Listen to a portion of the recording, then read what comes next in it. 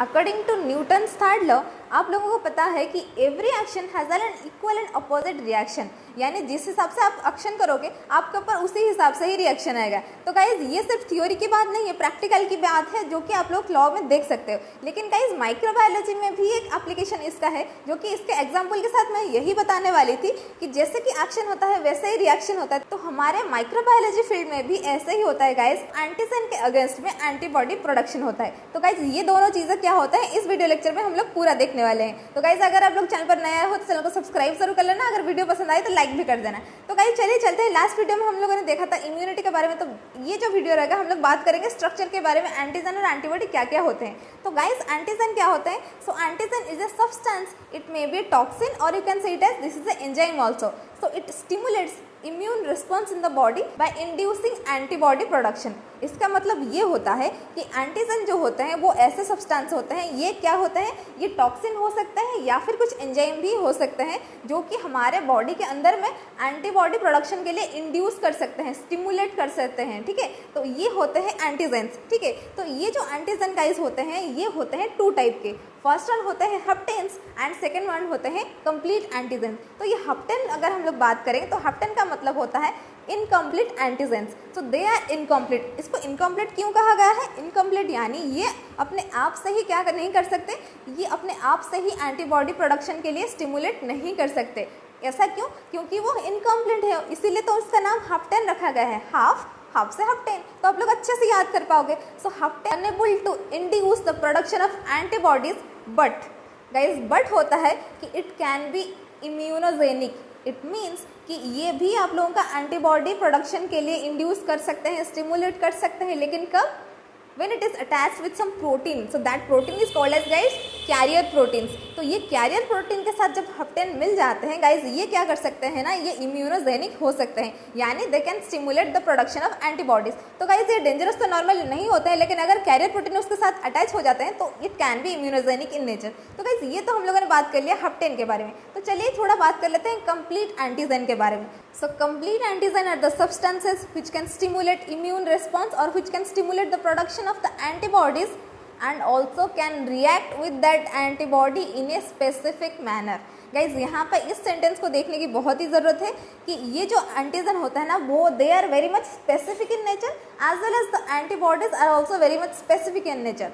जिस अगेंस्ट में एंड जिस एंटीजन के अगेंस्ट में एंटीबॉडी प्रोडक्शन होता है ना गाइस, उसी एंटीजन उसी एंटीबॉडी के साथ ही मिल जाता है। तो फिर आप लोग पूछोगे कि ऐसा कैसे होता है, इसको ये कैसे पहचानता है कि ये एंटीजन के लिए ये एंटीबॉडी बना हुआ है?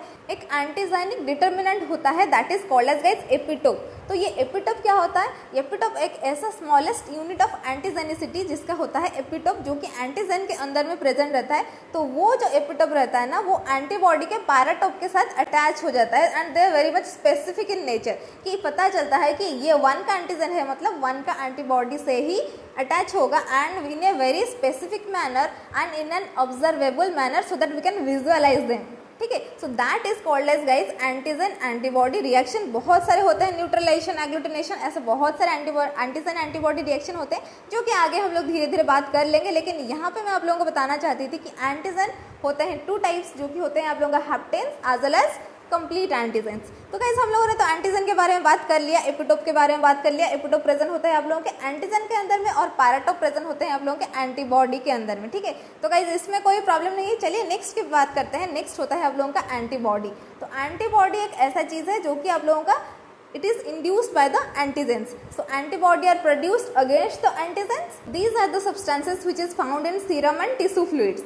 Responds to an antigen and react with that antigen specifically in an observable manner so that we can visualize it। ठीक है, ये गाइस होते हैं आप लोगों के एंटीबॉडी। तो एंटीबॉडी को दूसरे नाम से आप लोग क्या बुलाते हो? इम्यूनोग्लोबुलिन बुलाते हो। लेकिन गाइस मैं यहाँ पे एक बहुत ही इंपॉर्टेंट चीज़ बताने वाली हूँ। तो इम्पोर्टेंट चीज़ है, क्या सारे इम्यूनोग्लोबुलिन्स एंटीबॉडीज होते हैं या फिर सारे एंटीबॉडीज इम्यूनोग्लोबुलिन्स होते हैं?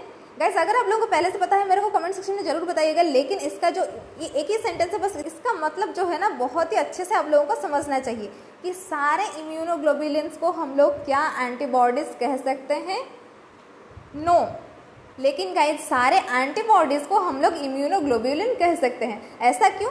क्योंकि immunoglobulins are substances which are produced by the plasma cells and it includes antibody globulins, abnormal myeloma proteins, cryoglobulin as well as guys macroglobulin. तो इसका मतलब ये है कि इम्यूनोग्लोब्यूलिन जो होता है ना, ये सारा सब कुछ इंक्लूड होता है, जिसके अंदर में एंटीबॉडी भी एक पार्ट है। लेकिन आप लोगों को ये बता दूं कि सारे इम्यूनोग्लोब्यूलिन एंटीबॉडी नहीं हो सकते, क्योंकि क्रायोग्लोब्यूलिन जो है, मैक्रोग्लोब्यूलिन जो है, ये सारे तो एंटीबॉडीज नहीं है ना। तो इसीलिए गाइज सबसे इंपॉर्टेंट चीज़ ये है कि सारे इम्यूनोग्लोब्यूलिन एंटीबॉडी नहीं हो सकते, लेकिन सारे एंटीबॉडीज इम्यूनोग्लोब्यूलिन हो सकते हैं। ठीक है गाइज, ये था एंटीबॉडी का प्रॉपर्टीज। तो चलिए इसका स्ट्रक्चर के बारे में थोड़ा बात कर लेते हैं। पोर्टर, इडलमैन एंड निशनॉफ 1959 से 1964 के बीच में इन्होंने क्या किया ना, ये एक टेक्निक डेवलप किए ताकि हम लोग इम्यूनोग्लोबुलिन को क्लीव कर सकें, यानी ब्रेक डाउन करके उसका स्ट्रक्चर को अच्छे से समझ पाएँ। तो अगर हम लोग इसका स्ट्रक्चर देखेंगे तो इसका तो 2 हेवी चेन रहता है एंड 2 आइडेंटिकल लाइट चेन रहता है। तो जैसे कि आप लोग पिक्चर में देख सकते हो, तो ये जो हेवी चेन्स होते हैं ना, दे आर लॉन्गर, ठीक है, और जो लाइट चेन्स होते हैं दे आर शॉर्टर। तो इसमें से आप लोग डिफ्रेंशिएट कर सकते हो कि कौन सा हेवी चेन है और कौन सा लाइट चेन है। तो चलिए उसको थोड़ा डिफाइन करते हैं। तो ये जो बोथ टाइप के चेन्स होते हैं, चाहे वो हेवी चेन हो चाहे वो लाइट चेन हो, they are polypeptide in nature. ठीक है, अगर एग्जामिनेशन में क्वेश्चन आता है कि वो उसका स्ट्रक्चर जो है, वो जो हेवी चेन है या फिर लाइट चेन है, वो उसका नेचर कैसा है, तो आप लोगों को लिख देना है पॉलीपेप्टाइड इन नेचर। उसके बाद ये जो 2 हेवी चेन्स अपने अंदर एक दूसरे के साथ जुड़े हुए हैं and they are held together by disulphide bond, और you can say it as disulphide bridges. तो आप लोग स्ट्रक्चर में देख पा रहे हो कि 2 हेवी चेन्स जो होते हैं यहीं पे, ये है एक हेवी चेन और ये भी है एक और एक हेवी चेन, ये दोनों डाइसल्फाइड बॉन्ड के थ्रू एक दूसरे के साथ अटैच हुए हैं। और एक बात यहाँ पे ये है कि ईच लाइट चेन ऑल्सो जो होता है, वो भी अगर हेवी चेन के साथ अटैच हुआ है तो भी डाइसल्फाइड बॉन्ड के साथ ही अटैच हुआ है। तो गाइस आप लोगों ने यहाँ पे देख लिया, यहाँ पे 2 इंपॉर्टेंट मल्टीपल चॉइस क्वेश्चन आ सकते हैं एग्जामिनेशन। एक तो पॉलीपेप्टाइड इन नेचर है, किसने डेवलप किया था, क्लीवेज ऑफ इम्यूनोग्लोबुलिन, और तीसरा ये है कि कौन से ब्रेसेस या फिर कौन सा बॉन्ड एक दूसरे के साथ है, तो वो होता है डाइसल्फाइड बॉन्ड। नेक्स्ट हम लोग बात करेंगे कि ये जो हेवी चेन्स होते हैं, they're structurally and antigenically different in different classes of immunoglobulins. तो गाइज इम्यूनोग्लोबुलिन का स्ट्रक्चर तो है वो एक ऐसा ही है, जैसे कि आप लोग सामने देख पा रहे हो, ये कॉमन है। लेकिन गाइज इम्यूनोग्लोबुलिन जो है ना, वो 5 टाइप से, उसका 5 क्लासेस हैं, 5 वेराइटी के तरीके से इम्यूनोग्लोबुलिन प्रेजेंट होते हैं। एक तो होता है IgG, IgM, IgA, IgD and IgE। तो according to the presence of the heavy chain, यहाँ पे क्या होता है ना, हेवी चेन और लाइट चेन दोनों रह गया।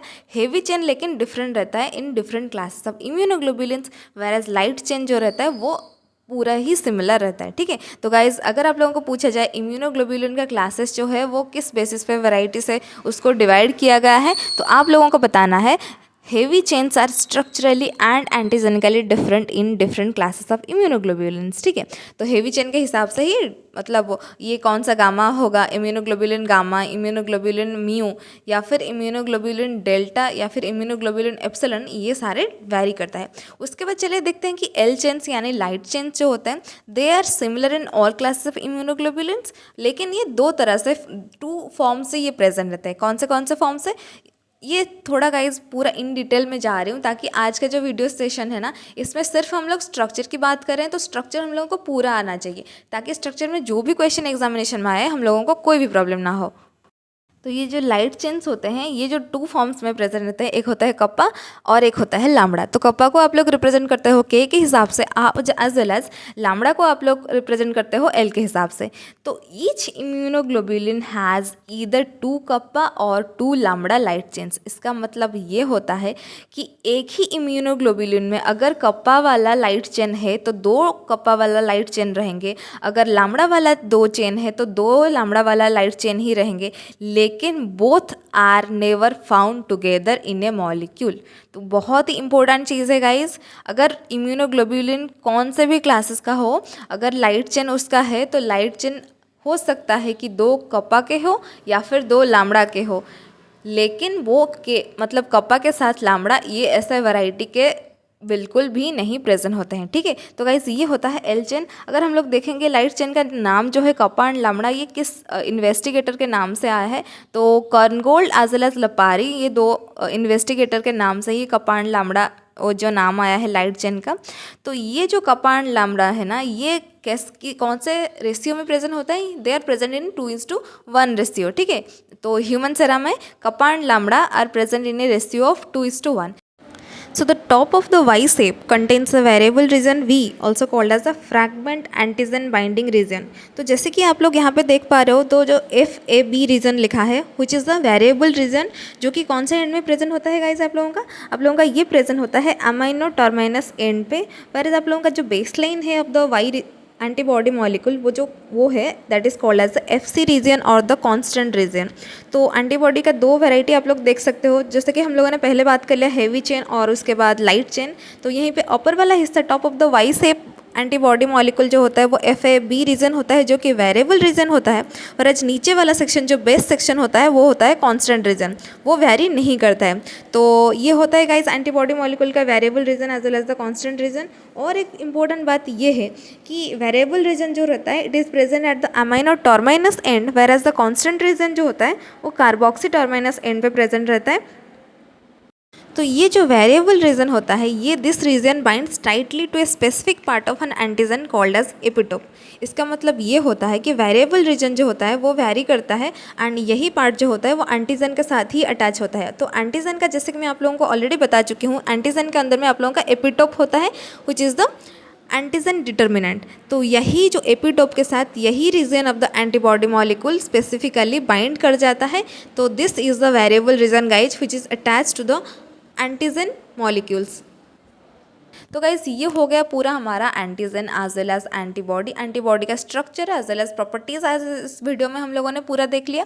अगर आप लोगों को इसके अंदर में कोई भी डाउट लगता है गाइज, आप लोग मेरे को अच्छे से कमेंट कर सकते हो, या फिर आप लोग मुझे इंस्टाग्राम पर भी फॉलो कर सकते हो। My Instagram ID is in the description. ठीक है, तो फिर नेक्स्ट वीडियो लेक्चर में हम लोग पढ़ाई करेंगे ईच क्लासेस ऑफ इम्यूनोग्लोबुलिन को। तो 5 क्लासेस जो हमारे होते हैं उसको पूरा डिफाइन करेंगे, कितने परसेंटेज में प्रेजेंट होते हैं, कहाँ से आते हैं, कहाँ तक रहते हैं। ठीक है, उसका लाइफ स्पैन हाफ लाइफ क्या होता है। तो फिर मिलते हैं इन द नेक्स्ट वीडियो, तब तक के लिए इस वीडियो को अच्छे से देखते रहिए। Thank you.